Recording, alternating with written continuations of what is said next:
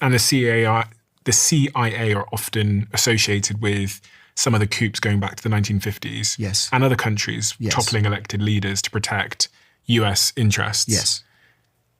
Do you think the CIA are involved in Iran at the moment? Probably.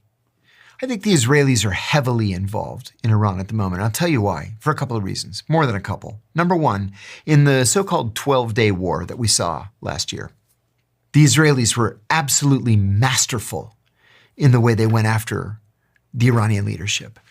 What they did was they focused on recruiting Afghan refugees.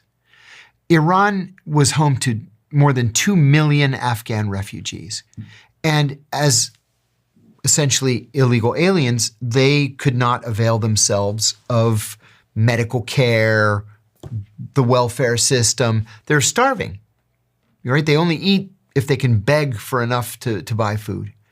And so the Israelis went to these people very discreetly and said, hey, we'll give you $200 a month if you tell us where the generals live. In which apartments do the generals live? Where do the nuclear scientists live? The Israelis killed the top 12 generals across the entire Iranian military and killed almost every Iranian nuclear scientist. Because what they were able to do was to recruit these Afghans to not just tell them where they were living, where the generals and the scientists were living, but what their cell phone numbers were. And so the Israelis were able to geolocate the cell phones, and then that's where you fire the missile.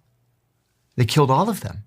And then after the Iranians finally realized it's the cell phones, they ordered that no senior military officials and no scientists could carry cell phones.